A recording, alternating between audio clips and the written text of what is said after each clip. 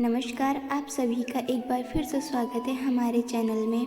आप सभी को सावन के पहले सोमवार की हार्दिक शुभकामनाएं।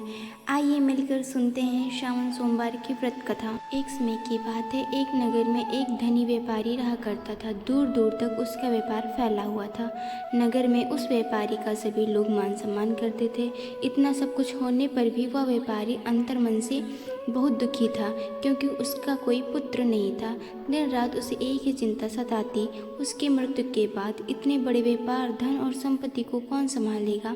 पुत्र पाने की इच्छा से वह व्यापारी प्रति सोमवार भगवान शिव की पूजा और व्रत करता था।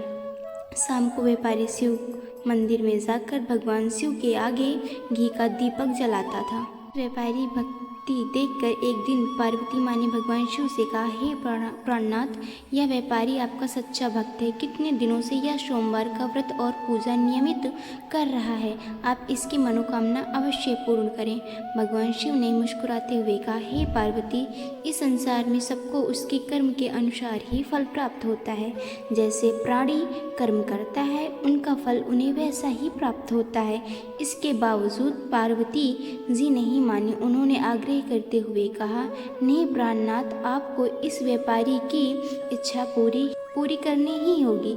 यह आपका अनन्य भक्त है। प्रति सोमवार आपका विधिवत व्रत करता है और पूजा अर्चना के बाद आपको भोग लगाकर ही भोजन ग्रहण करता है। आपको इसे पुत्र प्राप्ति का वरदान देना ही होगा। पार्वती जी का इतना आग्रह देखकर भगवान शिव ने कहा, तुम्हारे आग्रह पर मैं इस व्यापारी को पुत्र प्राप्ति का वरदान देता हूँ, लेकिन इसका पुत्र 16 वर्ष से अधिक जीवित नहीं रहेगा। उसी रात भगवान शिव ने स्वप्न में उस व्यापारी को दर्शन देकर उसे पुत्र प्राप्ति का वरदान दिया और उसके पुत्र के 16 वर्ष जीवित रहने की बात भी। भगवान के वरदान से व्यापारी खुश तो था, लेकिन पुत्र की अल्प आयु की चिंता ने उसकी खुशी को नष्ट कर दिया। व्यापारी पहले की तरह सोमवार का विधिवत व्रत कर रहा। कुछ महीनों के बाद उसे घर में एक सुंदर पुत्र उत्पन्न हुआ। पुत्र के जन्म से व्यापारी के घर में खुशियां भर गई। बहुत धूमधाम से उसने पुत्र जन्म का समारोह मनाया। व्यापारी को पुत्र जन्म की अधिक खुशी नहीं हुई, क्योंकि उसे पुत्र की अल्प आयु का रहस्य पता था। यह रहस्य घर में और किसी को मालूम नहीं था। ब्राह्मणों ने उसका नाम अमर रखा। जब व्यापारी का पुत्र अमर 12 वर्ष का हुआ तो उसने शिक्षा के लिए उसे वाराणसी भेजने का निश्चय किया। व्यापारी ने अपने बेटे के मामा को बुलाया और कहा, इसको शिक्षा प्राप्त करने के लिए वाराणसी छोड़ाओ। अपने मामा के साथ शिक्षा प्राप्त करने के लिए वो वाराणसी चला गया। अब रास्ते में जहाँ उसके मामा और को ठहरते, यही यज्ञ और ब्राह्मणों को भोजन कराते। लंबी यात्रा के बाद अमर मामा एक नगर में जा पहुँचे। उस नगर के राजा की कन्या एक विवाह की खुशी में पूरे नगर को सजाया गया था। समय पर बारात आ गई, लेकिन वर का पिता अपने बेटे के एक आंख से काने होने के कारण बहुत चिंतित था। उसे इस बात का भय था कि अगर राजा को इस बात का पता चला तो वह विवाह से इनकार कर देंगे और इससे उनकी बदनामी होगी। वर के पिता ने अमर को देखा, ये विचार आया। उसने सोचा, क्यों न इस लड़के को दूल्हा बनाकर राजकुमारी से विवाह करा दूं। विवाह के बाद इसे धन देकर विदा कर दूंगा और राजकुमारी को अपने नगर ले जाऊंगा। वर के पिता ने इस संबंध में अमर और उसके मामा से बात की। उसके मामा ने धन मिलने के लालच में वर के पिता की बात को मान लिया। को दूल्हे के वस्त्र पहनाकर राजकुमारी चंद्रिका से उसका विवाह करा दिया गया। राजा ने बहुत धन अपनी बेटी को दिया। अब जब रात हुई तो अमर सच नहीं छिपा सका। उसने राजकुमारी की ओढ़नी पर लिख दिया, राजकुमारी चंद्रिका, तुम्हारा विवाह मेरे साथ हुआ है।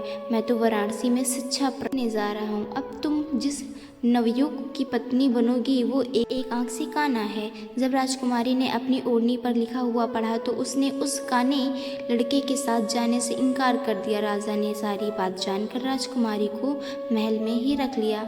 उधर अमर के लिए अपने मामा के साथ वाराणसी पहुंच गया।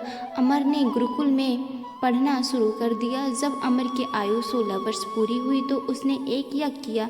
यज्ञ की समाप्ति पर ब्राह्मणों को भोजन कराया और खूब अन्य वस्त्रों का दान किया। रात को अमर अपने शयन कक्ष में सो गया। भगवान शिव के कथन के अनुसार शयनावस्था में ही अमर के प्राण पखेरु उड़ गए। सूर्योदय होने पर मामा ने अमर को मृत देखते ही रोना पीटना शुरू कर दिया। आसपास के लोग भी इकट्ठा होकर दुख प्रकट करने लगे। उसका मामा रो रहा था, विलाप कर रहा था। उसी समय पार्वती जी ने भगवान शिव से कहा, प्राणनाथ, मुझसे इसके रोने के स्वर सहन नहीं हो रहे हैं, आप इस व्यक्ति के कष्टों को दूर करें। भगवान शिव ने पार्वती जी के साथ वहां जाकर देखा तो वो अमर था। भगवान शिव ने कहा, पार्वती, यह उसी व्यापारी का पुत्र है, मैंने इसे 16 वर्ष की आयु का वरदान दिया था, इसकी आयु पूरी हो गई। पार्वती जी ने भगवान शिव से कहा, हे प्राणनाथ, आप इस लड़के को जीवित करें, नहीं तो उसके माता पिता पुत्र मृत्यु के कारण रो रो कर अपने प्राणों का त्याग कर देंगे। इस लड़के के पिता तो आपका परम भक्त है, वर्षों से सोमवार का व्रत करते हुए आपको भोग लगा रहा है।